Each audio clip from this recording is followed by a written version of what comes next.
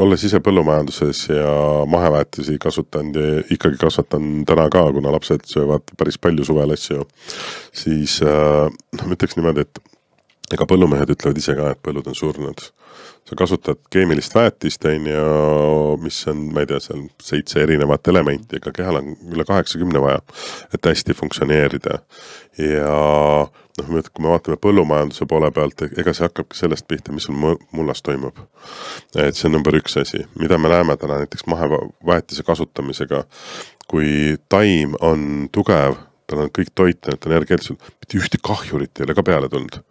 Nii, aga kui me vaatame, kui me keemilist väetist kasutame, siis taimed on tegelikult, kasutatakse palju kaaliumi imendub paremini, magneesiumi pannakse küll, aga magneesiumil on see, et nii kui on mingid pestitsiide või asju kasutatud, Roundupi, see nullib kõik magneesiumi ära. Ehk siis lähevad omavahel need elemendid kokku ja taim ei saa reaalselt seda võtta. Ja kuna kaaliumit pannakse väga palju, sest taim kasvab väga hästi selle peal, aga see on täpselt see sama asi, et kui sul üks toit on väga lihtne süüa ja nii-öelda seedida, ja teine on 10 korda raskem, siis ja teist on 10 korda rohkem, teist on vähem, ilmselgelt sa võtad seda, mida sul on lihtsam süüa ja nii edasi või omastada. Aga toidu töötlemine täna on nagu põhiline, et ega selles kiirtoidus mitte midagi eriti ei ole. Rafineerimine põhimõtteliselt tähendabki see, et sa võtad kõik toitjad ära, et toit säiliks kauem. Ja nad tegelikult tegid seda juba sõja ajal, sest neil sealt tuligi rafineerimine.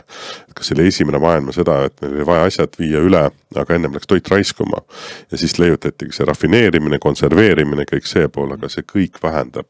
Aga ma ütleks see, et täna, kust kõige rohkem võib-olla saada magneesiumi, on ikkagi mereannid.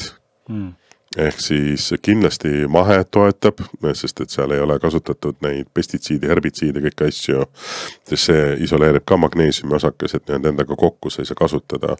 Aga ütleks, et vahemere dieet oleks nagu kõige optimaalsem parem. Või siis mahe veiseliha, mis on siis muru peal üles kasvatatud, et grass fed, sest et ega mina ka vanasti ei teadnud, et võid süüa küll siin maheliha, aga kui seal on ikkagi pandud teravilja talve läbi, siis loomasüsteem ei ole selle peal loodud ja oomegad lähevad kõik paigast ära, nii et võid süüa küll nii-öelda maheliha, aga kui tal antakse teravilja, siis sa sööd liha, mis tekitab põletikku hoopis. Nii et eks see ongi see toidu töötlemine, ma arvan, on kõige rohkem ja mis täna kõige rohkem sööb ju tegelikult magneesiumi kehast on ju stress. C-vitamiini ja magneesiumi läheb sellisel stressi olukorras nagu nii-öelda jõhkralt. Ja sinu küsimuse juurde, et kas peaks elu lõpuni, ütleme nii, et mulle ei meeldi ka see idee, et sa midagi pead elu lõpuni nii-öelda võtma, aga kui sul on üks mineraalaine, mis vastutab 80% kogu sinu keha ja heaolu eest, ja sa ei saa lihtsalt seda kuskilt ja stressitase on kogu aeg nii suur, et vaata, mis praegu toimub.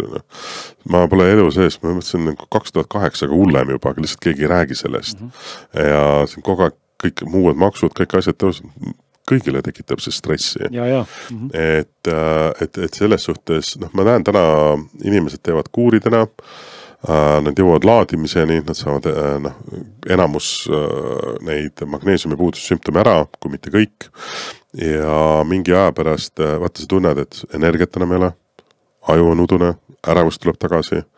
Et siis ma näengi, et inimesed tulevad tagasi, sest et see enda kehas hea tunda lihtsalt käib nagu sellest üle.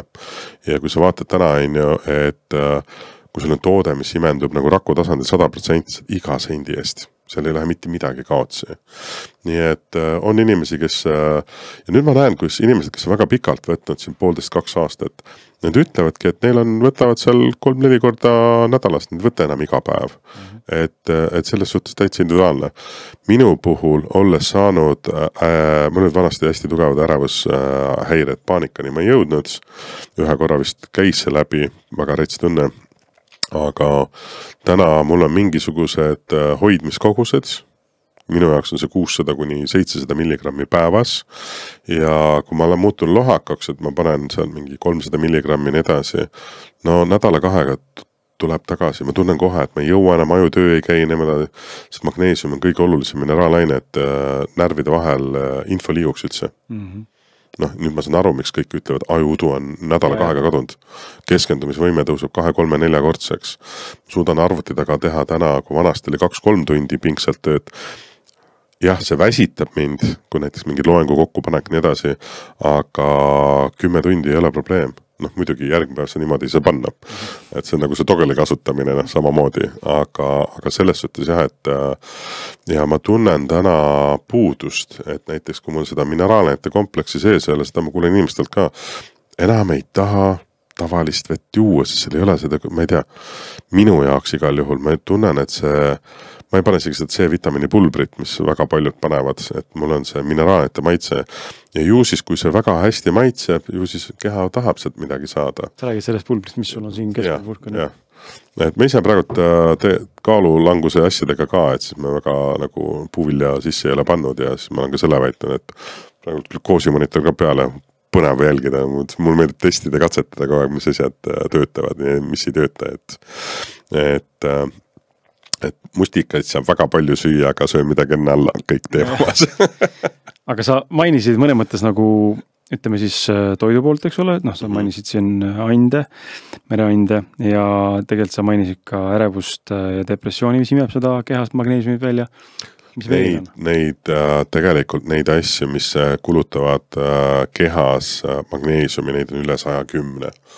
Ravimitest kuni elukeskkonnani, kõik asjad välja, vananemised, kõik asjad. Kas on mõni vitamiin ka, mida ei tohiks võtta magneesiumiga koos? Ei ole. Ei tea küll ühtegi, et asja oleks, mida ei või magneesiumiga koos nii-öelda võtta. Et kaalium on parim sõber magneesiumile, et aitab vastupidi paremini omastuda nii. Aga kaaliumiga on jälle see, et peaks pigem tegema veretesti ära. Kaaliumit üle lased, siis on järgmised tervise nii-öelda probleemid. Aga üldiselt jah, et kui sa võtad suuremaid kogused magneesiumi, siis alati kui võimalik võtta ka kaaliumit juurde, aga noh, miks see on meie läbi aegade lemmikkombo, C-vitamiinis on juba kaalium sisse pandud, nii et noh, sul on tegelikult siuke hea tervise stardikomplekt, nii-öelda võiks öelda. Aga jah, kes tahab põhjalikumalt, kui palju neid asju on, mis tegelikult magneesiumi tarvitavad suurtes kogustes või mis need röövivad, kui nii võib öelda, siis neid on väga palju, aga selle jaoks meil kodulehel on tasuta magneesiumi loeng. Mine kontoma.ee, otsi loengud üles, paned oma e-maili, saad automaatselt loengul ligipääsu. Et seal on väga põhjalikult välja toodud ja need ka, kes selle loengu endale võtavad e-maili vastu, need saavad ka ülipõhjalikud PowerPointi esitlused kaasa. Ja seal on ülipõhjalikult toodud, aga see, täna me siia ei hakka minema. Et ravimites olev fluoriid kindlasti ja noh, vananemise vastu me keegi ei saa ja noh, ma ütlengi, et igasugused rasedused asjad kõik tarbivad rohkem nii-öelda magneesiumi, aga noh, ma ütlengi, neid näiteid on väga-väga palju, et kui ma seda saadet kokku panin, siis minu jaoks oli uueks informatsiooniks ja suureks üllatuseks oli fluoriid, mida sa mainisid. Sest et see on niisugune ka mõne mõttes nagu aine, mille vastu on kaheti mõistetavad informatsiooni ja lahkheli on nagu väga tugev. Ühelt poolt hambaarstid ja võib-olla mingisugused muud asutused ja allikad soovitavad, ütlevad, see on ülivajalik. Teistpidi sul on täna piisab palju tõendust materjali olemas ja fluoriid lõhustab mitte ainult käbinääret, eks ole, ajutegevust, vaid ka nagu igasugust muud terviseseisundi juures panustab nagu kaasa ja just nagu kehvema seisundi poole. Miks on, kuidas see fluoriid magneesium mõjutab? Ma saan aru, et see ei tee head tegelikult sellele. No tegelikult on niimoodi, et magneesium on üliaktiivne aine kehas ja fluoriid on üliaktiivne aine kehas. Ma täna ei tea ühtegi kasutegurit fluoriidil. Mis aktiivne tähendab, toimetab? Ta on selles suhtes, et ta on üliaktiivne tänu oma väliselektronidele, ehk siis ta tahab kohe haarata mingi teise asja endale külge. Ja magneesiumil ongi see, et kui ta on üliaktiivne ja kui sa võtad seda, siis keha nagu murduse sekundis haarab seda nii, kuidas kuhu vähegi võimalik. Aga kui sul on 2 üliaktiivset ainet, mis üksteiselt kokku tõmbavad, siis nad lähevad kokku ja rakk ei saa enam seda magneesiumi kasutada. Nii et fluoriid tegelikult põhimõtteliselt nullib täielikult magneesiumi ära. Küsimus on, palju sul seda kehas on, palju sa seda kuskilt juurde kogu aeg saad ja enamus ravimitel on fluoriid. Ma ei ütle midagi selle kohta halba, sest et ta ongi seal oma eesmärgi nimel, kuid lihtsalt teades, et fluoriid nullib ära magneesiumi ja noh, siin kohe inimesed küsinud ka, et aga miks ma siis üldse magneesiumit nagu juurde võtan, kui fluoriid nullib ära ja noh, tuleb joogivest ja igalt poolt. Ma ei tea, kas Eestis väga palju joogives on, kui ma seda eelmine kord 1,5 aastat tagasi uurisin, noh siis ikkagi tuli välja, et pannakse joogivette ka ja neid kohti on veel, kus fluoriidi nii-öelda kasutatakse, aga ei ole kõikides ravimites selles suhtes, et aga tänase seisuga, noh, vaata ka praegult ka, kui me vaatame USAs on ju, noh, lubati ka seal fluoriid, lubati kõik ära keelata, et joogivett enam ei panda. Et see ajalugu on huvitav, sinna täna ei lähe, et see võib-olla siuke natukene vandenõuteooria või nii edasi, aga ütleme nii, et jah, kui inimesed on küsinud, et aga mis ma üldse siis magneesiumi võtan, kui noh, ära nullib, siis see on hästi huvitav, et kui nad magneesiumi ja fluoriid omavahel kokku saavad, siis nad talletuvad sul raskudesse. Aga kui sa kogu aeg võtad head kvaliteetset, hästi imenduvat magneesiumi peale, su keha ju uueneb. Aastaga on su keha uus. Nii et selles suhtes on, ja muidugi mida mina jälgi vaatan ongi, et ma ei võta fluoriidiga hambapastat, joogivesi on mul enda kaevuvesi, mul on filtrid asjad, et täna ei ole mega palju filtreid, mis suudaks fluoriidi korralikult välja võtta, aga on juba tehnoloogiat ilusasti turus olemas. Pöördosmoosfilter suudab seda teha, kuid pöördosmoosfiltri suur miinus on võib-olla see, et see võtab kõik välja. See võtab kahjulikku kasulikku, et siis sinna ma soovitaks Himaalaja soola või siis noh, RNA mineraalaineid või midagi juurde panna, sest et enamus joogiveed on tegelikult pöördosmoosfiltri küll läbi lastud. Ehk siis see pudelivesi, enamus pudeliveed, kui ta ei ole mineraalveed, on surnud veed. Sul ei ole mitte midagi. Ja sul on vaja mineraalaineid, et vesi jõuaks rakku.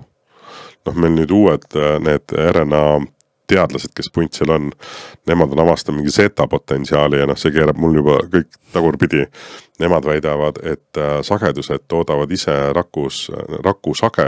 Rak suudab sagedusi toota ja toodab ise oma rakuvett ja see vesi, mis me joome, toetab lümfisüsteemi.